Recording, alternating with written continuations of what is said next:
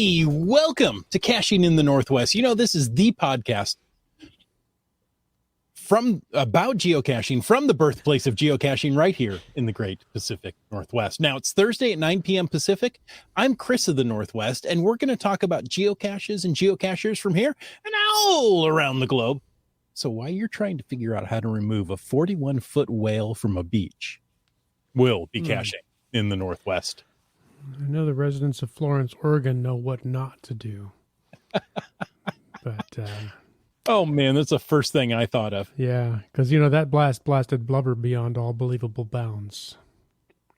That is such a good line. Tonight, though, we're not talking about whales. We're talking about caching on a budget. Maybe you don't have a whale of a wallet. Maybe you just have a little tiny minnow of a wallet, and you need a budget your geocaching outings. We're going to talk about it and see what we can learn. I'm excited about it. And of course, I want to hear what the audience has to say, because it's just, I don't know. Could we wouldn't do it without them. I don't want to talk to just you two guys. I want to hear what the chat has to say. Speaking of you two guys, there's a third one of us, and I got to bring him in here. I don't know what to say about him. My mind's blank tonight. He's back like a pesky rash. Ooh. And others some say he is the reason geocaching has a dress code. No? I love it. All we know is he's called Land Monkey, and we're glad he's here. Awesome. This is, again, one of those evenings where, you know, if somebody was a fly on the wall in the electronic studios, they would have a little more insight into what's going on. But it's kind of fun just to have a little inside joke, too. So that's true. I'm really glad we have a podcast tonight, because I wasn't sure, you know, up till, I don't know, 20 minutes ago that it was going to happen for me. So there you go. More mystery and excitement. Mm-hmm. Always lots of that. Indeed. Well, hey, speaking of excitement, I'm excited to be able to share how much we appreciate the support of our patrons who keep this podcast coming each and every week. Special thanks to Land Sharks, one of our corporate Denali level sponsors. Now, folks, we're going to be talking about geocaching on the cheap, geocaching on a budget. But, you know, if you're saving up those pennies, you might want to be investing it in a travel adventure. So nice. Why not check out travel.landsharks.ca. They've got a whole lot of great trips listed under upcoming trips, including a tour to the Brazil Ape Cache. Oh, that's pretty cool. Followed by a Panama Canal cruise. Wow, that's pretty on the same trip. On the same trip. Wow. Now and it's optional apparently. If you read through it, it's got all the details in there. Clothing is optional. Lots of things are optional. Mm-hmm. Kinda, yeah. And geocaching is free. That's right. Right. I've heard that somewhere. But folks, I'll tell you what, if you want to check out all of that, head over to landsharkz.ca and just put the word travel with a dot in front of that, and it'll take you directly to their travel website. You can see all the upcoming options and awesome travel adventures coming there with Land Sharks. And folks, let us not also forget about our other corporate Denali level sponsor. That would be Gold Country Geotourism. Visit exploregoldcountry.com, learn more about the geotours of the region, download the app, plan your adventures in Gold Country, because, folks, the snow's starting to recede. It's time to get out there and explore and have fun. And, you know, just anybody else, if you want to know more about supporting this show, well, head on over and click that Patreon link on the CachingNW.com a website. The Patreon link. The receding snow line, just like my hairline. Right? Right. Indeed. But now, before we talk more about hair and how to save it, no, we're not talking about saving hair. We're talking about saving money. We want you to do something. Hey, wait, let me take off this logo that's covering my face. Take it all off. Actually, it's the best my face has looked in years. We want you to do something else that's free. we want you to send in a glow. Now, sometimes I'll ask, what is a glow? What is a glow? Thank you. Oh, he said sometimes he'd ask. I didn't know we were supposed to. Oh, You okay. just never know. I was kind of trying to watch Jim and see how we were going to play it tonight. And you're really doing a good poker face. So I just jumped in. Ma. Exactly. Oh, the glow is the geocaching log of the week. It's whether you read it or whether you wrote it. We want to hear about it because great logs simply make geocaching better. You can send an email as RAR285 did, or even better, you could send a recording to feedback@cachingnw.com. You can call into 253-693-TFTC. Show us how you glow. A healthy glow. A healthy glow. And as you mentioned, tonight's glow was sent in from RAR285, who said, let's see, is it his log or is it found by, the cache was found by librarian was here. Is that Anyway. librarian? It almost says librarian. That threw me off. I didn't say librarian. I said librarian. Because that's what it says here. Librarian? Librarian. Yeah. Anyway, sorry, go on. It's, it's not librarian.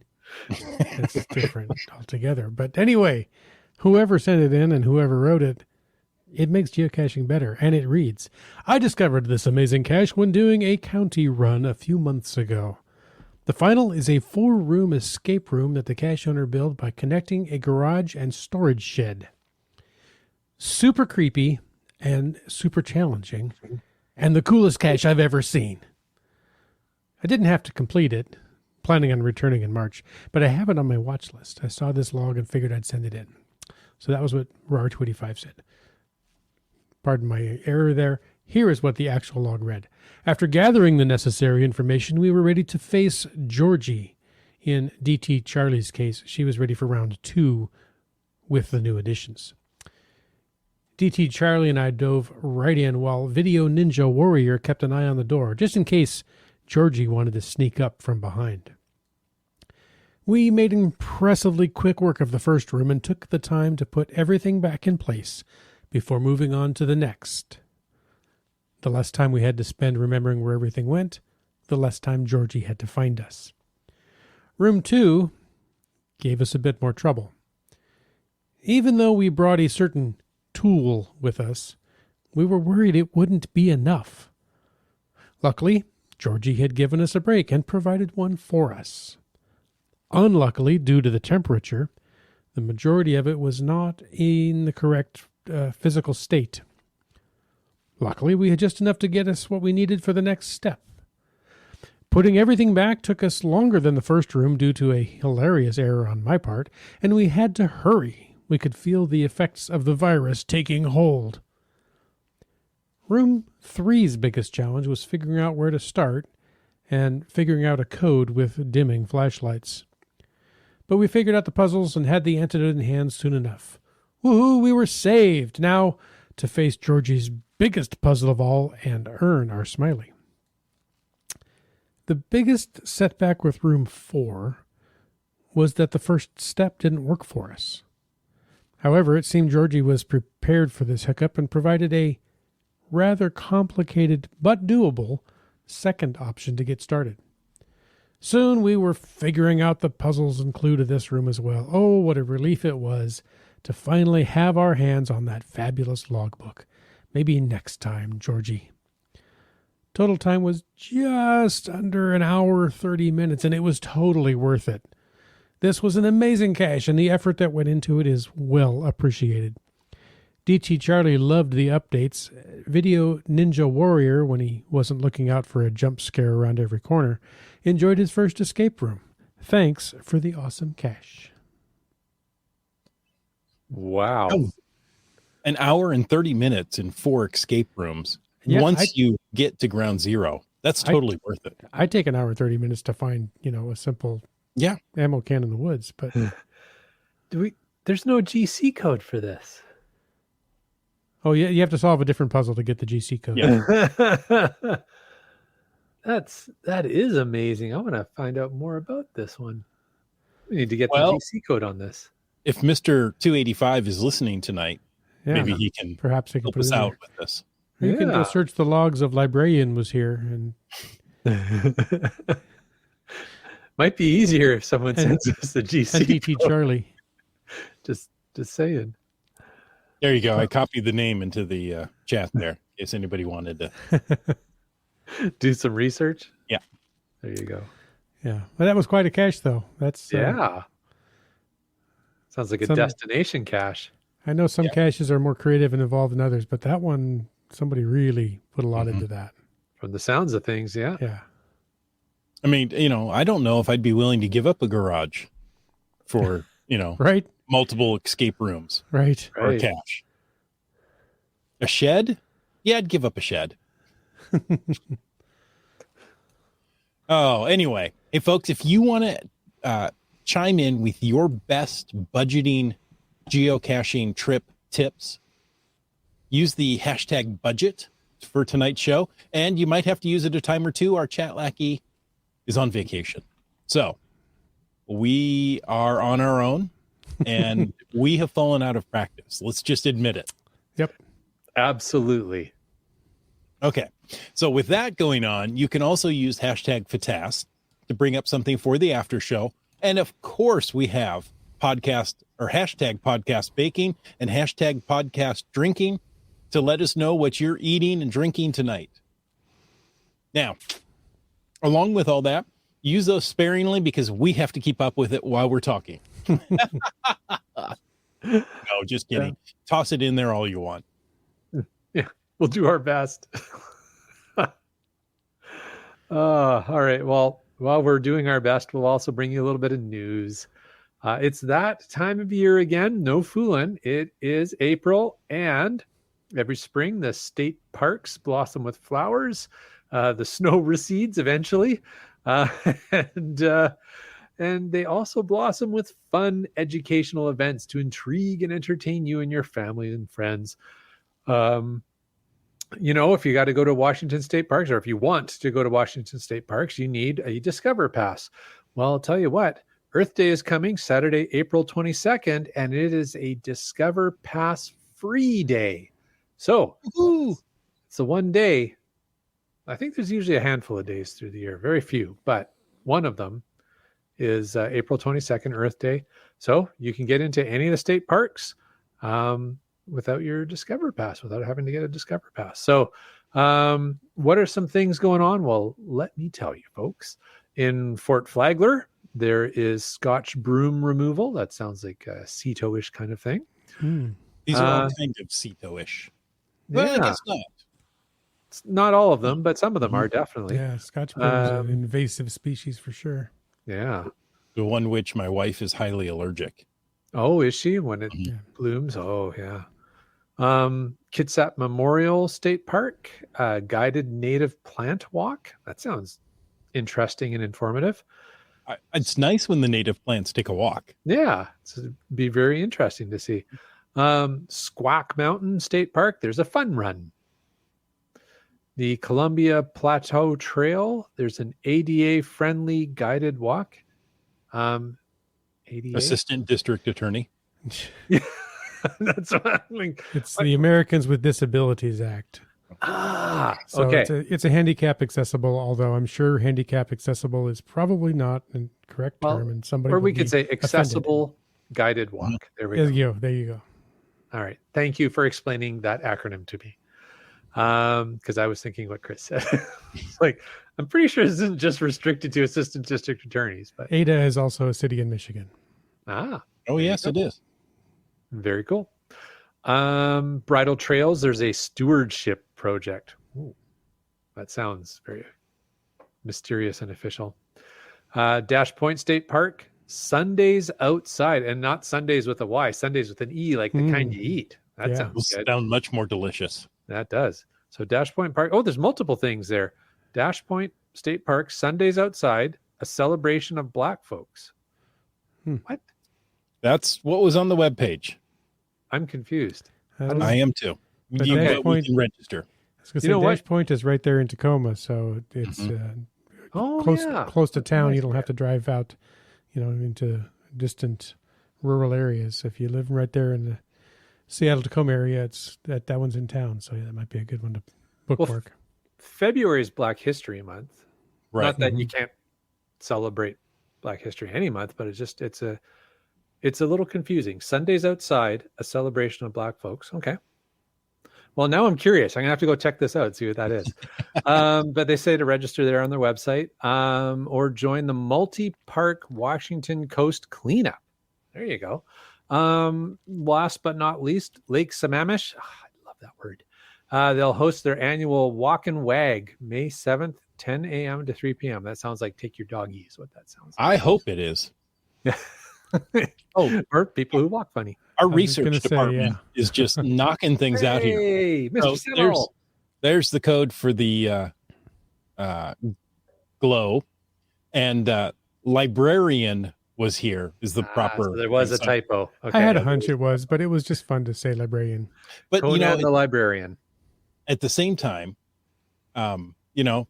people have odd usernames because perhaps they made a misspelling, right? And then they just carried it on. And they're stuck with it. Yeah.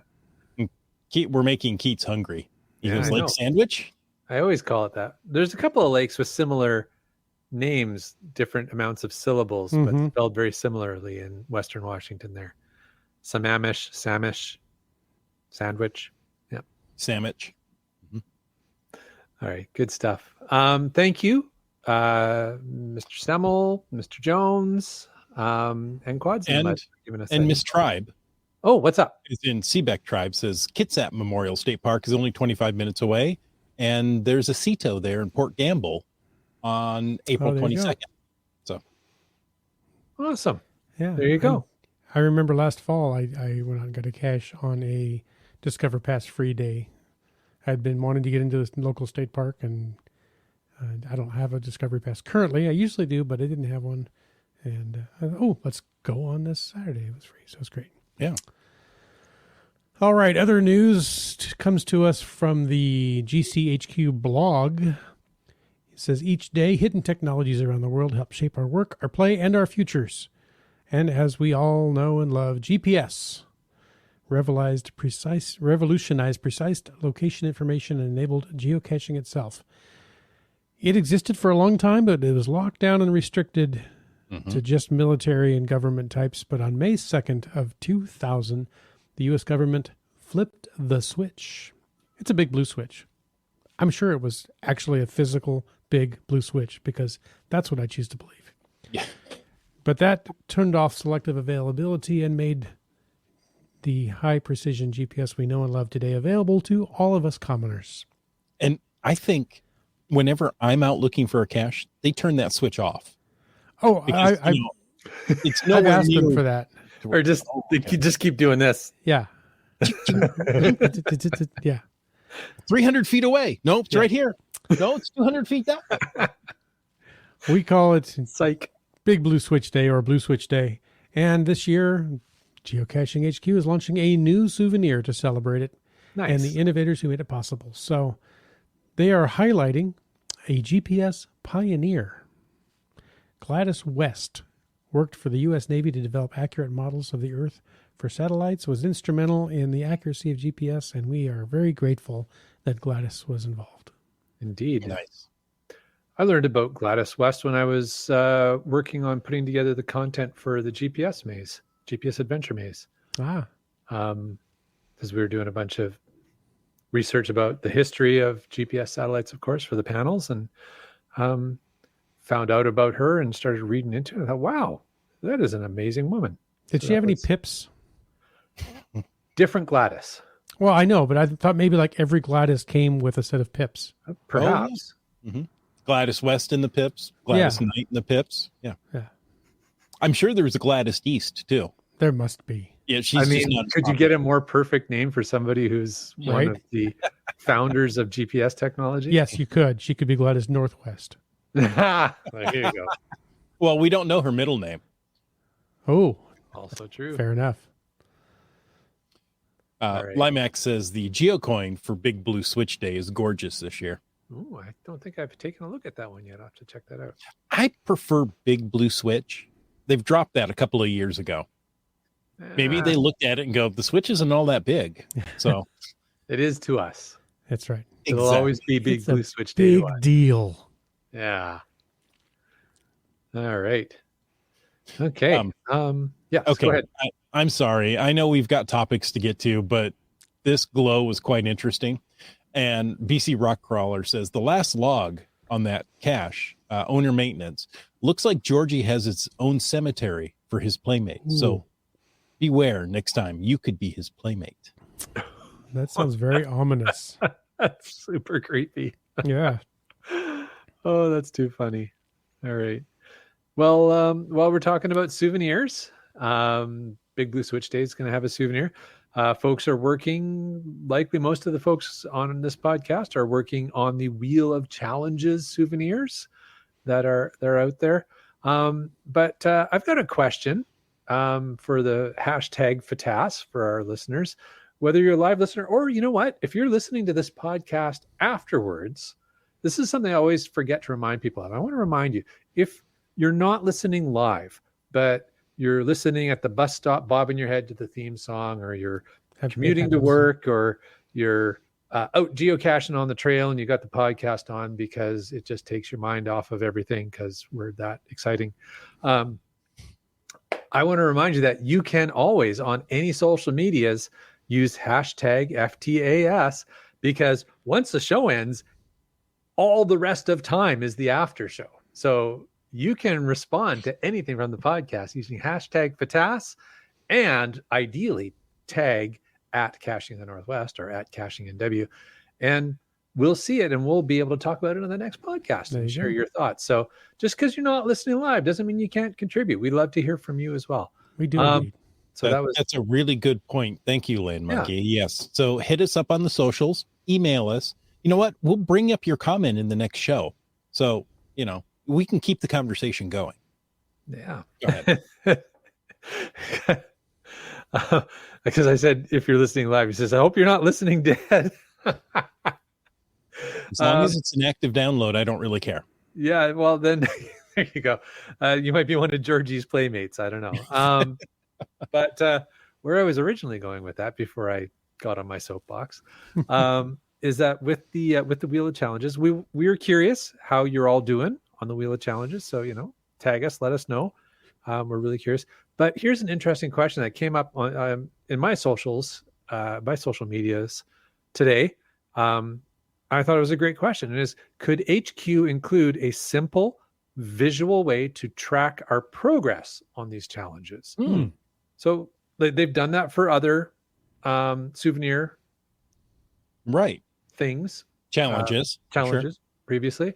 That would be kind of a neat idea. So Land Sharks and Just Joey both asked that question in my socials, and I thought that is a really good question. So I thought I would share it with everybody on the podcast world here and see what you think. So let us know. What do you think, listeners? Is that something you think HQ could or should do? Is allow us the ability to track our progress towards those souvenirs? Apparently Limax is easy, but only 2 away from a medium. And I have no idea what that means, but yay. Here you go. He tosses out, you know, I'm easy, like he's proud of it. I don't know about that one. Like Sunday morning. Easy like Sunday morning. Gotcha. GSM times 2. Good to have you back on the chat. I haven't seen you in a while there, GSM times 2. He has 56 finds. So nice. How are you tracking that? Just curious. Yeah, it's a good question. All right. One more thing. I know we're jumping all over here, but this is worth showing.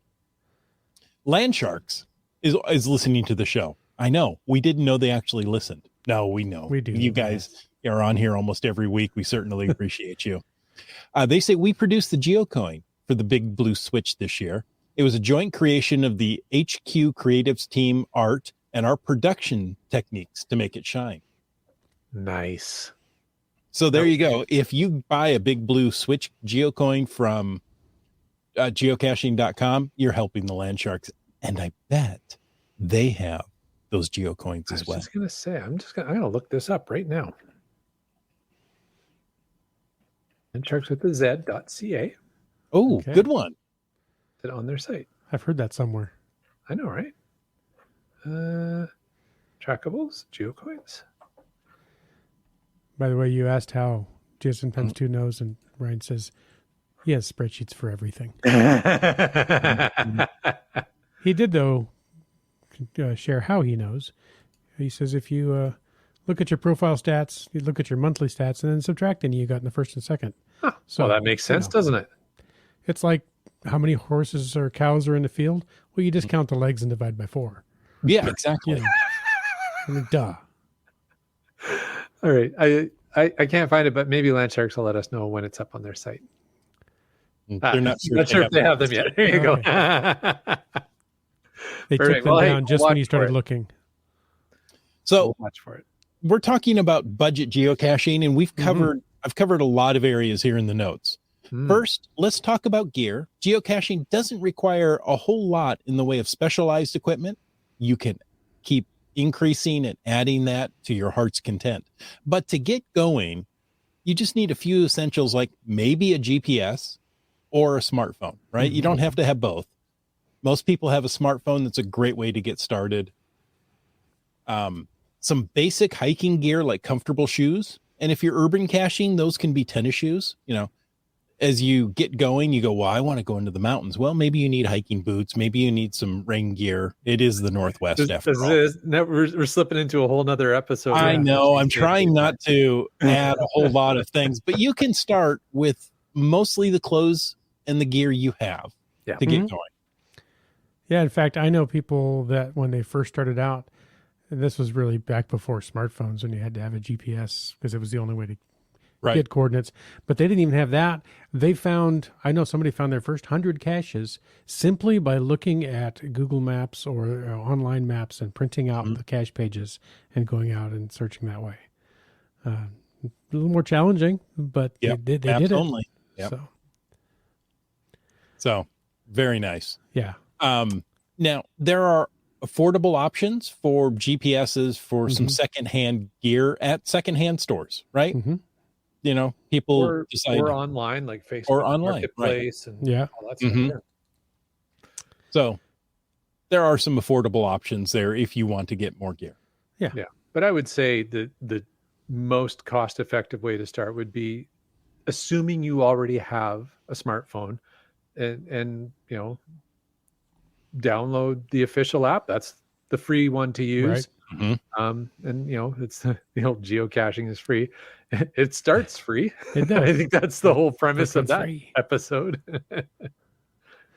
Yeah, because there's apps out there for both iOS and Android, and like you say, assuming you already have the smartphone, because if you have to go out and buy a smartphone specifically to geocaching, that's a little more pricey. But once you have the phone, and a lot of people do, there are free apps. There are a lot of paid options. They're paid apps. Some just add features for fee, but you can start out with a free app. Most of those add-ons, by the way, are just a one-time purchase, which is great. I know some apps and some other areas that I've involved with, I can't cough up the money because it's a monthly fee. And I'm like, you know, I'll pay you once, but anyway. Some of those are subscription-based. I'll get off my soapbox about that. But, you know, hey, if you got a birthday coming up, if there's a holiday coming up, you could ask friends and family for gift cards to those app stores, and then you're not out of pocket nothing. So here's a thought. I'm going to go off script for a moment because no, we can't. No, too late. I said I'm going to. I have to now. We'll blame the chat lackey. Okay. Yeah, it's all his fault. That's right.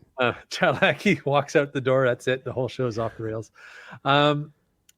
So, I mean, we're talking about geocaching on budget here, and we're talking about there's free apps and even the low cost apps and such.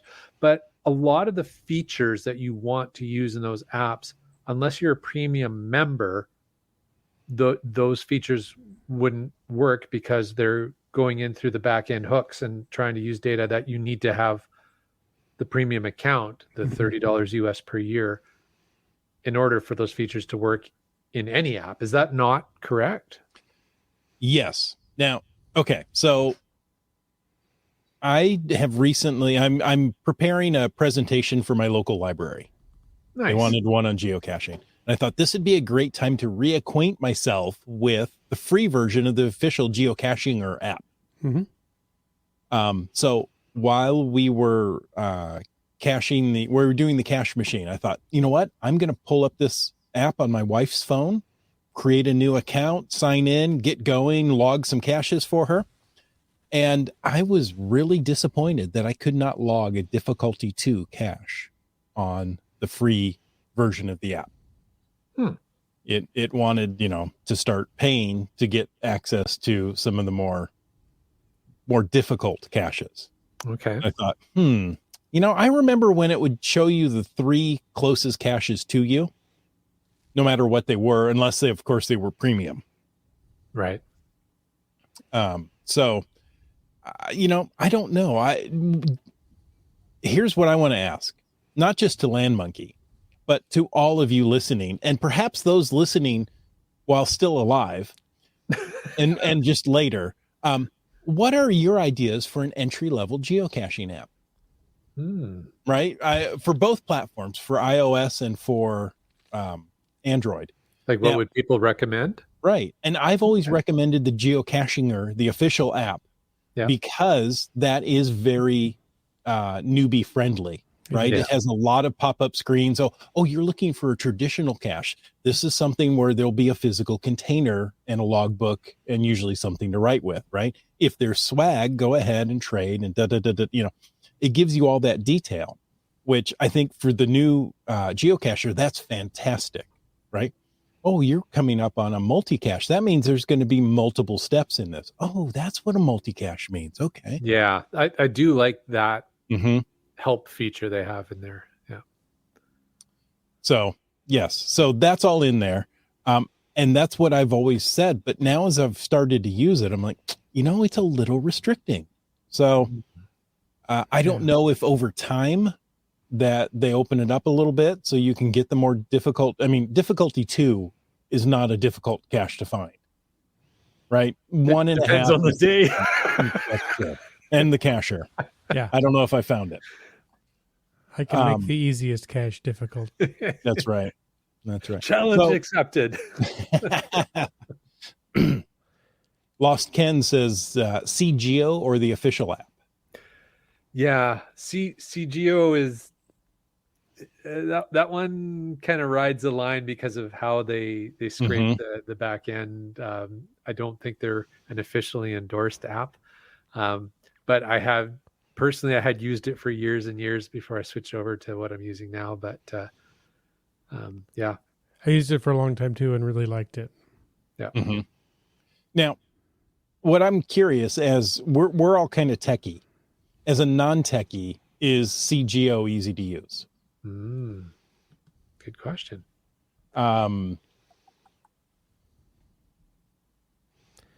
GSM times 2 says they want to set up for new geocachers to be successful, so they limit them to 2 difficulty.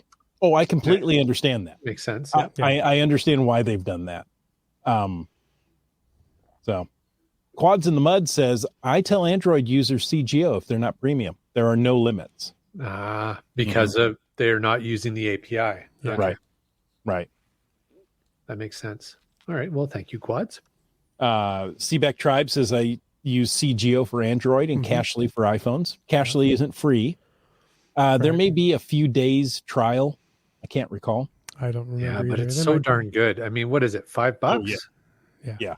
And it's a one time. I think it's a one time, maybe $6, $5.99. Something like that. Yeah. Now, one thing Apple does have is family sharing on apps. So that means once you set up your family, I've gone into my family and said, here are the. I set up my family like 25 years ago. I know, but you got to do it again on your smartphones. Oh man. You can share the purchase of apps across the family if that app supports it. Cachely does support it. It's set up that way. So, you should be able to, and I had troubles doing it on the road that day, going into my wife's account and saying, here, go download Cachely. Nope, you have to pay for it. Well, there should be a way that because she's in the family, it's shared, and I couldn't figure that out. So anyway, so I'm just curious on your options for CGO. Yeah. GSM times 2 says yes. CGO is simple for non-tech people because it's text-based. Yeah. Okay. Nice. Yep. Just Carlo says our quote-unquote free hobby started free with my phone. Within a week, I paid for premium, secondhand GPS, bought tots, bought containers for hiding. Yes, Yeah. I know. Yep. There's a film about that. Yeah. But what I'm trying to think is budget, right? And Yeah, absolutely. more than actually geocaching, I want to talk about traveling. Okay. Yeah. And traveling typically is not free. Right. Rarely. Rarely. You can do traveling on a budget, but before you think about traveling, you can just think about staying local because odds are pretty good no matter where you are. If you're just starting geocaching, you're surrounded by a lot of a lot of geocaches right in your Possibly backyard. GPSs as Yeah, well. you probably are. Yeah, right in your local area, there's going to be a ton of them. Some of the more active caches might have already cleaned out or found all the caches in their local area, which that's the goal, right? Find them all or find as many as you can. Or if you've been burned a couple of times by HQ's promotions, you leave a handful of local caches just in case. Yeah. Too soon, Land Monkey? Too soon?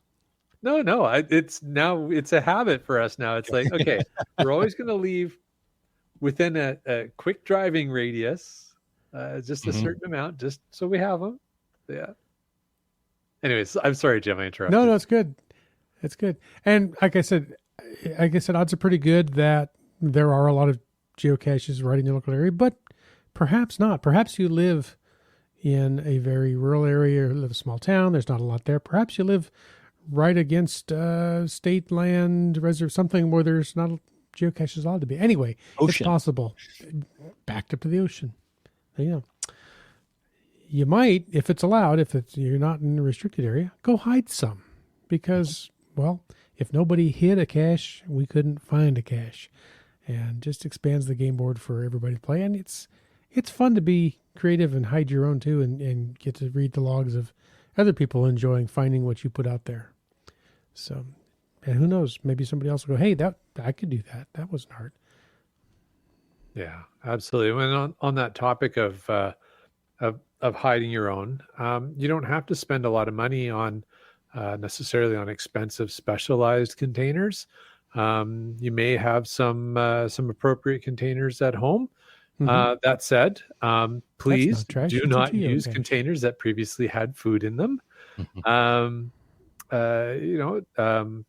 Often people will go to the dollar store or $1.25 store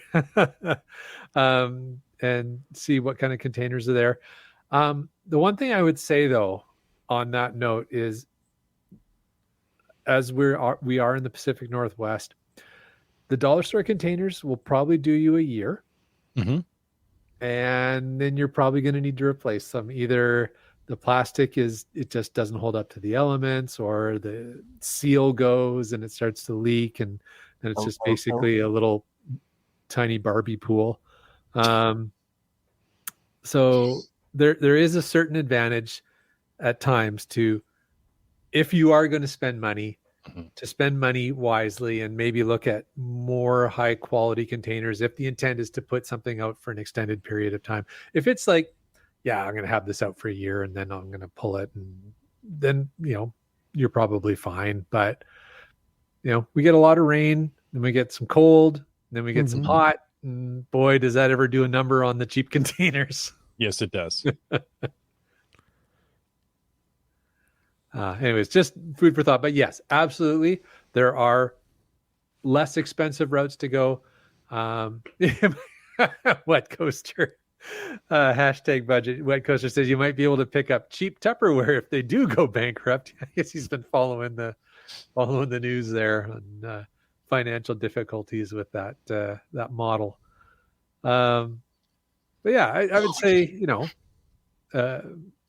that there is an advantage to, and I think this is sort of our point, right? Like there are ways you can do things more cost effectively, do things on the cheap at times.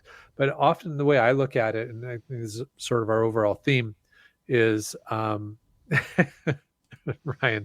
Ryan Semmel actually bought a replacement container from the $1.25 store yesterday, so he didn't have to drive home. There you go. Probably saved at least that much in gas. Probably, yeah. Yeah, Keith says, don't get a container that'll quickly produce cash juice. Yeah, exactly. Yeah. Don't drink this. Yeah. Yeah, don't drink that. So I guess my point being, like, is an overall theme for this episode, though, that it is great where you can to be on a budget and save money. And I look at it from my perspective, saving the money so that you can spend it on the things you really want to spend it on. So, you know, that's just another way of looking at it. Now, I want to touch briefly on traveling to caches, and we've got a bunch of comments here in lots the show, or in the chat. So thank you so much. We do appreciate all the input we get. We try to get to all of it, and you know, if it's repeats, I'll flash them up there real quick so you know everybody gets credit, but we do our best. Oh, well, thank you. Landshark says, if you're enjoying all the hashtag budget caching tips, make sure to give the show a thumbs up and share it with your frugal friends. You know, you can share the podcast absolutely free, and your friends can listen to it absolutely free on their very expensive smartphone. What? And or laptop free? or computer. Yes. Well, it is for everyone else. It's not for the people on this side of the microphone. Out there, you can get it for free. If you're going to travel, try to find a good concentration of caches, right? That'll allow you to park the car and walk from cache to cache, right? So you're doing a little travel and then you walk a little bit. There are some very popular parks and trails with very high cache density that will fit that bill very nicely. That's definitely an option. Sometimes, but it depends what kind of caching you're doing, right? If you're just out for the day and or a road trip and that's the idea, absolutely, it makes a lot of sense to do that. Try and minimize your amount of routing around. But it could be that you're needing to route around because you're trying to target specific caches, either high favorite points or DT combos because you're working on your fizzy, or oldies because you're working on your Jasmer. Like, there's all kinds of reasons that you might not do that, but it's a good tip for sure. Wet Coaster, I love this one. Yes, I've done this also. Wet Coaster says, make use of business trips to get free geocaching away from home. Have somebody else pick up the bill for your transit, and that's the way I've seen 90%, 95% of the travel I've done is do it on somebody else's dime. Yeah, I can't afford to travel on my own. I almost included that in the show notes, and I thought, no, that shouldn't do that. Going back to budget and secondhand gear, Limax says, I bought my first GPS. It's a Magellan 310 on eBay. It's the only way I could afford to get started. It was cheaper because it was quote unquote non-working.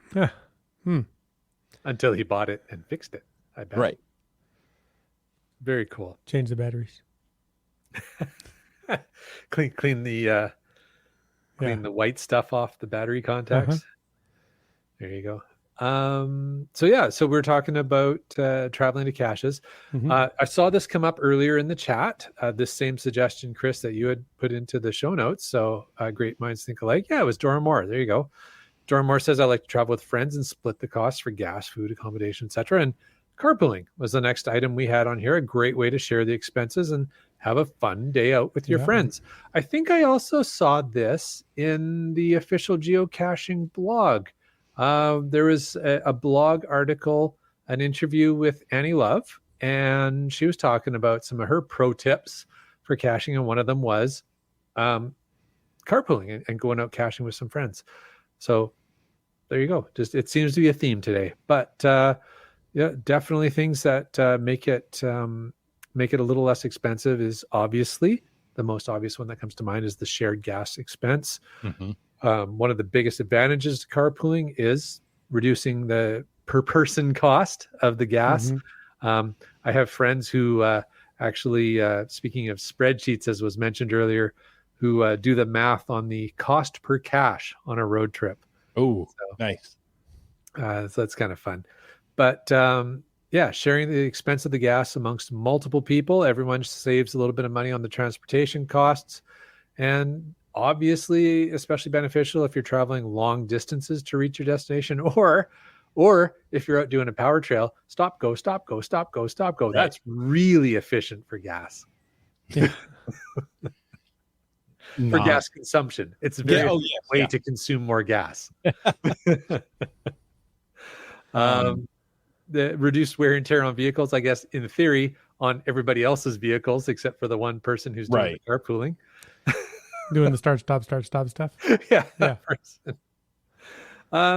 More environmentally friendly, I guess, because you're carpooling, so you're fewer vehicles on the road. I'll go with that. And then I think, honestly, the biggest advantage in my eyes is the opportunity for socializing. You're going to be in the vehicle together for some time, traveling, having fun, swapping stories, tips, time strategies. Yeah. Sorry? You said time traveling. Did I say time traveling? 88 miles an hour. Ah, okay. There you go. Time traveling and carpooling. You're going to spend some time traveling. Yes. Is that what I said? Okay. Fair enough. There you go. Cruise control helps mileage, Keats94 says. He'll be doing this through the middle of Canada a lot. It's pretty easy to do through the middle of Canada because it's mostly straight and level. So. Yeah. And learn to hypermile. Sorry, which? Hypermiling. I don't know what that is. Where you barely press the accelerator. So, you don't accelerate or decelerate quickly. And you can really get some good mileage. Yeah. Or if you happen to have a hybrid vehicle, then that kind of travel definitely works well. That's one of the things I like in the Jeep I really love going downhill in the Jeep when it turns off the gas engine. It's great. Isn't that great? Heather has thrown out some good things. One of them, my geocaching bag is a fishing bag that I got from my local Buy Nothing group. I also get swag this way. So there you go. Get into a social media group, usually Facebook, something like that. And, they're like, hey, I've got this. Does anybody want it? Mm-hmm.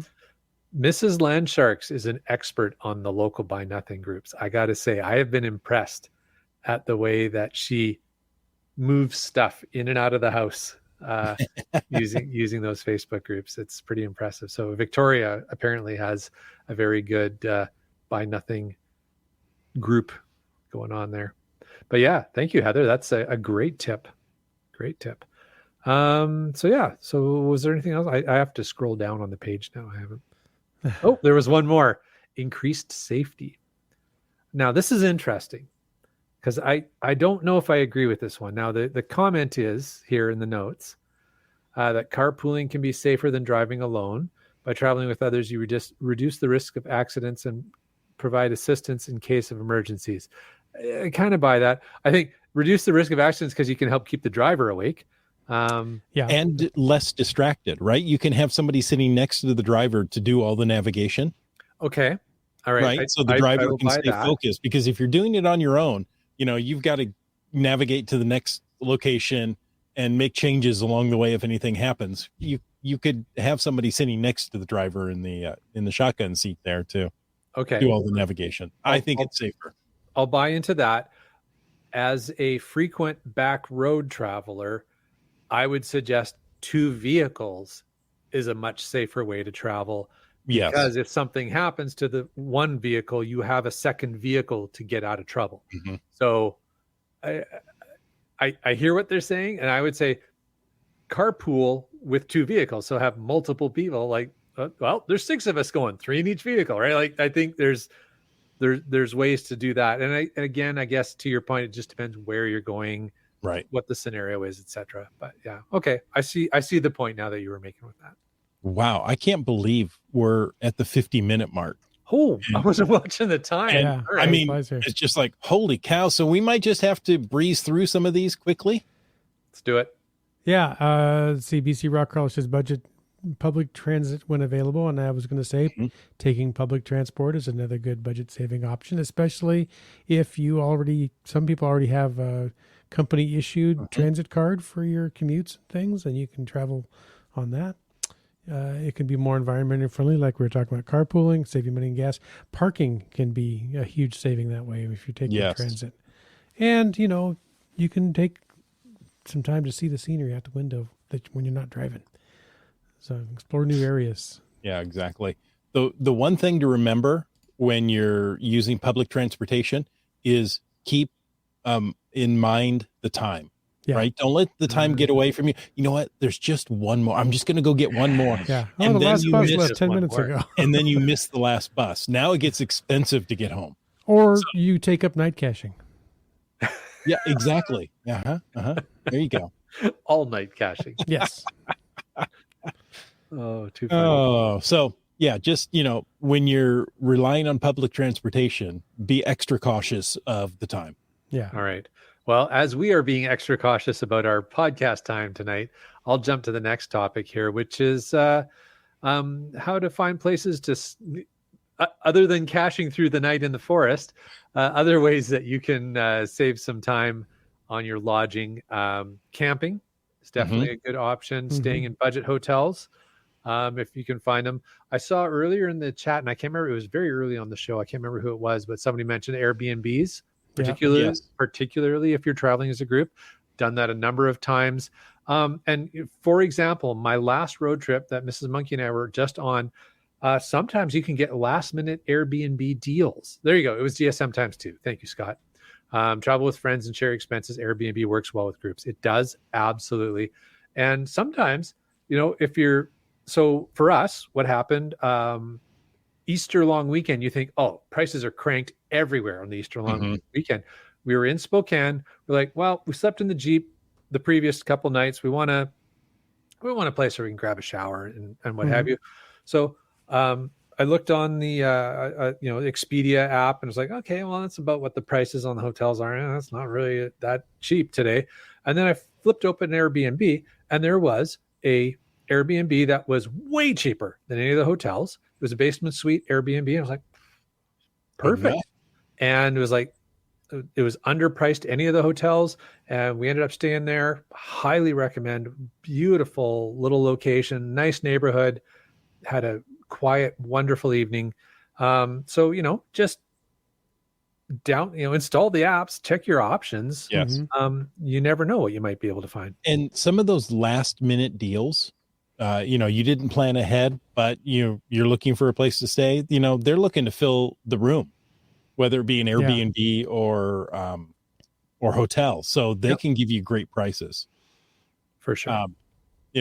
Dora Moore says, make a lot of geocaching friends in other places and invite yourself to stay with them for a couple of days and return the favor, of course. And return the favor. Yeah, absolutely. No, that's good. I have a couch. There you go. There you go. And you have friends. Yeah. On the Airbnb note, some who's at Limax said, I'm a bit leery these days based on stories I've heard. I was going to say, Airbnbs can be great. I've had some great Airbnb experiences, but lately there have been a lot of things going on with fees and whatnot. So make sure you're looking at the total fee. It's like, gee, that looks like a great price per night, but there are hidden cleaning fees and whatever. Anyway. Yeah. The cleaning fees lately have been ridiculous. Ever since COVID, there can be some very high cleaning fees that get added in. So again, good point, Jim. And list of Look rules. at the total price and the rules. Yeah. The host wants you to take out all the trash, scrub all the toilets, and wash the sheets, and then pay a cleaning fee. But that's a whole nother show. Indeed. If you're staying in a hotel or Airbnb, make sure they have a refrigerator and microwave because that can help you save on food costs. Oh, yeah. Eating out is not cheap. Eating out is not cheap. Yeah, it's way cheaper to grab something and nuke it in a microwave. Take some microwave popcorn. You can get a whole case at Costco. Sold. I have made a meal out of popcorn many a times. And if you do hit the restaurants, good grief. Restaurants, the meals there are not single serving size, in my opinion. Just saying. I can't tell you how many years that I've been traveling people that if you know somebody that you know and trust well enough to share a meal, a good deal. There's usually enough food for two, and you're only paying for one meal that way. Wow. Land Monkey is just overwhelmed. Just ripped off his headphones with that. Seabeck Tribe says, when we first started, we had 5 of us, and we brought our lunches and had a picnic so the youngest could run around. It was much cheaper than going to a restaurant. We grilled hamburgers and hot dogs. Nice. Yeah, it's always good. That sounds like fun. Somebody else said to hit the store before you leave and bring food with you. Well, here you go. Yes, except and so it's Keats. If you can, grocery shopping on a road trip can save more money than eating at fast food places overall. Absolutely. Bring a cooler. The one thing I was going to say is if you're crossing the border between Canada and the US on your road trip, then it's easier. And I think this is maybe what he's getting at, is do the grocery shopping, particularly if you're getting fruits and vegetables and such, once you're across the border, and then, consume what you bought, and then you're good. Yeah. So I agree with him. If you can purchase food at a store rather than a restaurant, it's less expensive. Yeah. On this, the theme of tonight's show, I won't take up more time because I know we're getting really tight here, but I'll throw out a hashtag FATAS topic, talking about sleeping in our Jeep. I did some recent modifications to the Jeep that made it a little easier to sleep in, and it worked quite well. So I'll be happy to share about that. I just saw, we're bringing that up now, apparently. Costco has an SUV tent that goes over the back of the SUV and a tent. So including a mattress and the whole bit, $300. So that's a couple of nights in a hotel room. There you go. Yeah. That's not even a couple of nights in a lot of hotels. It's like a night and a half. Yeah. Quads in the Mud has thrown out a lot of good comments. We're not going to get to all of them. He says, we travel in September because it's some of the cheapest travel times. Europe was half the cost of summertime. So good tips. Dora Morse is the same thing. Yeah. Travel off season when it's cheaper and less mugly. I don't know if that's an official term, but I like it. It is now. Yeah. I think Dormore also was the one that said, get to know friends in other places. And one great way to get to know other geocachers is to hit the events. Geocaching events are free to attend. And there's often lots of free activities in your area. You can meet other cachers. You can, pick their brain on a cache you've been stumped on, learn some new geocaching skills, discover somebody else's favorite caches, and get some great tips. So for sure. Genice says, if doing hotels, make sure they have a free breakfast. Oh, yeah. Right? That's one less meal you're paying for. There you go. Love it. And then you get to use the pancake machine or the waffle machine. Or the waffle machine's fun. The pancake machine is a little, conveyor belt. It is. Or it's like, oh, look at this. It's just flopping out pancakes. The waffle machine's the thing. You flip it around and then wait for 30 seconds and it screams at you. It's like 2.5 minutes. Shrill ear-splitting scream when it's done. Then do you leave it open or do you turn it back? Because I turned it back and started the timer off again. Whoops. Right. Now I got to wait 2.5 minutes. Oh, you're that guy. Yeah. Oh, I thought I was being helpful. Let's see. I think we've run the clock out, but a lot of good stuff here. Limax and I have the same situation. Off season is difficult when your partner is a teacher. Yeah, for sure. Right? We don't get to travel until June, and it gets more expensive. Well, you just can travel alone in the off season. Oh, that's true. And then you get to know couches really well too. Like your own. When you get back home, right? Yes.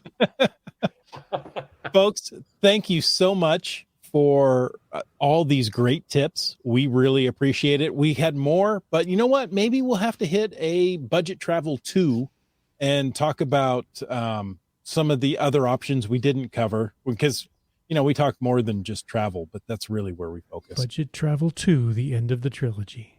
Ooh. We're saving money so you don't have to buy budget travel 3. Nice. Nicely played. All right. Well, folks, we want to take a moment to thank, first of all, Land Sharks and Gold Country Geotourism. Those are our corporate Denali level sponsors. Landsharks.ca is our adventure and geocaching store. Well, it is your outdoor adventure and geocaching store. I don't think it's ours, but I think I just claimed it for us. Check them out online. They're shipping those online orders daily, and I guess watch them for that new geocoin that's coming out there. Coming soon. Yeah, a lot of chat about that tonight. That was a lot of fun. And of course, for absolutely amazing geocaching adventures, check out exploregoldcountry.com.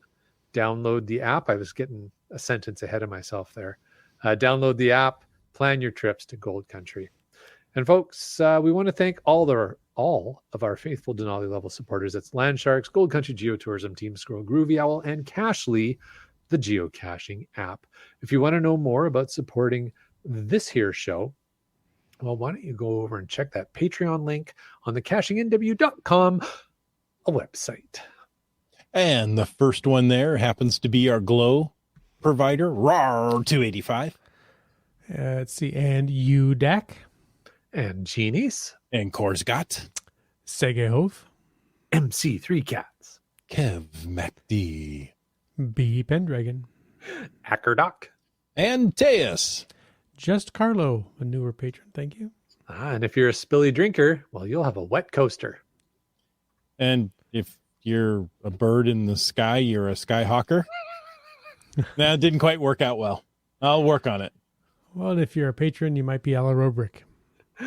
And if you like counting things down, you're probably RE5, 4, 3, 2, 1. And if you're traveling, you're probably Limax. How about Trexer? And if you're adding lots of great content to the chat, you're Seabeck Tribe. And if your favorite kitchen appliance, you're the LG 9000. Also great content from GSM times 2. And Kitty Quest. And Logwork. You Talks to Rocks. Subway Mark. The Camp Clan. CRS 98. Boomer 365. Whidbey Island Gal. Geocaches. Terrible lunch, great geocacher, gas station tuna. But it'll save you money. But it probably will save you money once. Team Noltex. Chris hasn't fixed the duplicate bug. Well, thank B. Pendragon again. Oh, yeah. And GeoNav Pro. And Wino Seattle. J. Carr. Also contributing a lot to tonight's show, Dora Moore. And one of my favorite names to say, Just Finding Our Way. How about Kid Vegas 19? And we're also going to thank Peach of Washington. Broncos fan for life. Green Words. Flagman. BC Rock Crawler. All right. And Does that one work? Yeah, that works. I was Just going to do that for every name now? Maybe, yeah. I have to break it into 4 B. syllables. Pendragon was mentioned twice, so it's just twice the responsibility on you. I'm sorry. You got to step up and do double duty here. Sorry about your luck. Yeah.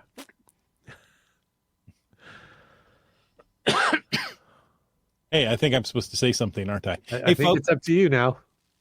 thanks for taking the time to listen to this episode of Caching in the Northwest and for all the great chat.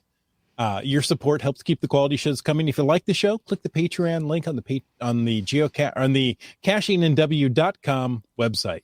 Wow, it is difficult to talk sometimes. If you didn't like the show, probably because we couldn't get out what we really wanted to say, tell us what you want us to talk about. In either case, please subscribe on Apple Podcasts, Google Podcasts, Stitcher, iHeartRadio, Spotify, and more. Subscribe and give us a review. Now, if you were in a restaurant, you would tip. If you were in an audience, you would clap. But since you're on a podcast, leave us a free, fast, fabulous, fantastic 5-star review. You can also call into 253-693-TFTC and leave us a comment, ask a question, or help us with gas money any time of the day or night. And of course, you can email us at feedback@cachingnw.com. Join us every Thursday at 9 p.m. Pacific for a live show, and as you proved tonight, livelier chat. The show's produced by Chris Umfenauer, Jim Paulwitz, Jay Kennedy, and Brian Lang. It's licensed under a Creative Commons Attribution 3.0 license, copyright 2023 by by Chris Umfenauer. And folks, I ask you to stay tuned for. Oh, sorry. The after show. I was wondering if that's the underwhelming after show. Oh, Had that channel muted. oh, that was too funny. Oh. Oh, what do we got going on here? All right, we got some podcast drinking here. Let's start with that. Subway Mark, he's podcast drinking Smithwicks. Mr. Landsharks is podcast drinking Redbreast Irish whiskey. I'm not familiar with that one. That sounds good. Did we have any more podcast drinkings? I think that was it. There was some podcast baking. Oh, there's some podcast baking. B. Pendragon baked a loaf of beer bread. That's why we said twice. His name. Yeah. There you go. It's kind of like podcast drinking and podcast baking. Oh, yeah. Podcast drink baking. Kitty Quest is still eating Easter candy. Try that again. No? Try her name again. Kitty Quest. Thank you. Okay. Is still eating Easter candy. The bunny was overly generous to their house this year. There you go. Very nice. All right. And we're into the fitasses. All right. So we had a couple of budget ones we didn't get to. Quads in the Mud said expand your radius for the airport you fly into. It says if Woodstock goes giga, I'm flying into Chicago and driving down. Tickets were I see. Yeah. So if you got he's saying if you got a destination you're heading towards, sort of expand the radius you're going to cache, pick up your rental vehicle, and then you've got a little more caching time getting to your chosen destination. Yeah, and a lot more caching money. Yeah, we did that when we went to Gigastock, the Geo Woodstock in Cincinnati, and we actually flew into Toronto, picked up a rental car, and did a big loop around the Great Lakes. Got a bunch of states that we didn't have previously, and picked up and I had a great adventure that included that Geo Woodstock. So depending on where you live, you can also depart from a different city. Maybe a 2-hour drive one direction might save you a lot of money to fly out of a different city. Like a Seattle to Portland option here. Yeah. Makes a lot of sense. And look at some of the one-way specials. Sometimes you can, if you, like you said there, Wits End, traveling to another city makes a big difference. Especially if you're traveling within Canada by air, because generally it's crazy expensive to cross our country by air. It's almost cheaper to drive across. Yeah. And you're going to get better deals out of bigger cities than the smaller towns. Yeah. Another one from Quads in the Mud, another budget tip. He says, I book all my flights with points and book as soon as I think there's a chance I'm going. And if it doesn't happen, I can cancel and get all my points back. The earlier you book, the cheaper it is. So nice. More great tips from Quads in the Mud. That's good. Thank you, sir. I don't have enough points. The last couple of flights I booked, I paid for and then canceled and didn't get any money out of it. Yeah. Keats94 had similar advice. Says if flying, book as much in advance as you can. He flew to Cape Breton and back on 670. Had I booked a month before departure, 1,000 to almost 2,000 in airfare. Yeah. And as he said, domestic flights in Canada suck. And they, for pricing, yes, they do. Now, there's a couple of discount airlines in Canada now, but they only do like the really major cities like Vancouver, Calgary, Toronto, Montreal, and that's about all you're going to get. So if you're trying to get to the Maritimes, there's not a good inexpensive option, unfortunately, unless some crazy deal happens to pop up. But getting to anywhere outside of like Vancouver, Calgary, Toronto, and Montreal, you're kind of hosed in Canada when it comes to flights. Yeah, is it the same in the States? Is it like there's like just a handful of cities, like hub cities, and then other than that? Okay. It depends. It depends on the airline. I mean, like you said, hub cities, certain airlines. In Delta, I think you're always flying through Atlanta, even if you're flying across the West Coast.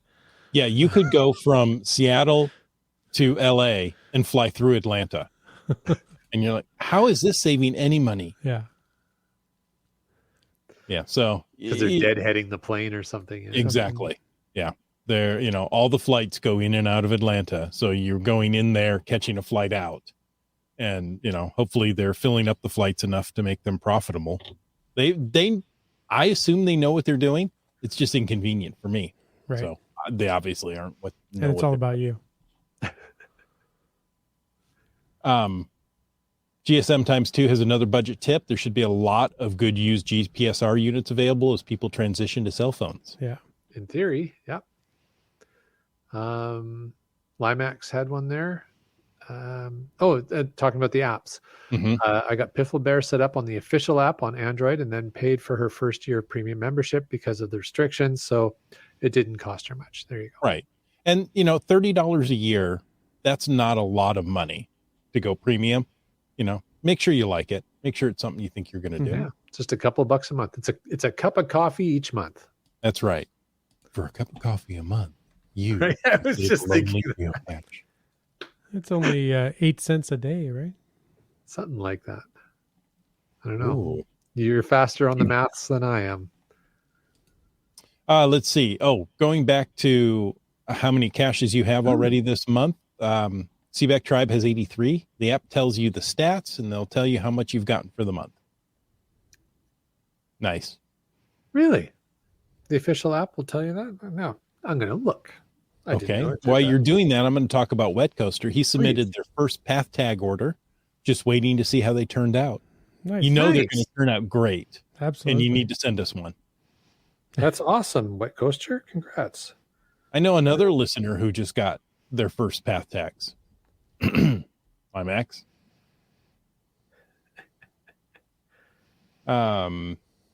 Keats says you can't book discount airlines with layovers. You have to be direct. You can't easily fly from one side of Canada to the other with either swoop or flare. Well, if I'm going to fly, I want to fly with flare. You would think. Make sure you have enough pieces of flare. That's right. Well, it all depends on if you want your luggage or not. Quad says fly to the U.S. and then drive up into Canada. Fly to the U.S. then drive up.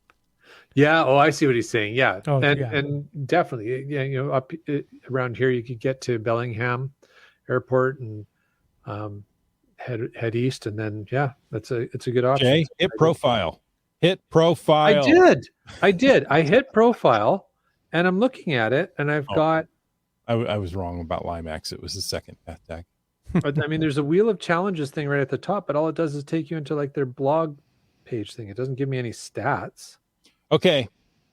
We're going to do 2 more and then we're done. First one from GSM times 2 says Woodstock will not be a giga this year. We've passed the cutoff date with less than 1,300 will attends. Oh, bummer. That's too bad. And Wet Coaster says, what do you tell the border guards when you're just going geocaching for the day? I tell them exactly I'm going that. geocaching, yeah. I'm going geocaching for the day. I do it all the time when I'm crossing the border back and forth. I cross the border a lot. And sometimes I have to spend an extra 15, 20 seconds explaining what geocaching is, but usually not an issue. Yeah, don't make up stories. It's not worth it. No. Because, as soon as you hesitate, they know something's up. They're dealing with hundreds, if not thousands of people a day. And it's obvious when you're not telling the truth. So just tell the truth. Hey, I'm going geocaching for the day. Yes, I'm here to smuggle some apples across the border. Apple smuggler. Yeah. Oh, that's funny. My first trip over the border to geocache, what I think was back when we did the Doramore's games. Oh yeah. And I remember going over there, and the agent says, "And what's your first?" "Oh, I'm going geocache with some friends." And they said, "And how do you know these friends?" I said, "I geocache with them." I mean, it's kind of circular reasoning here, but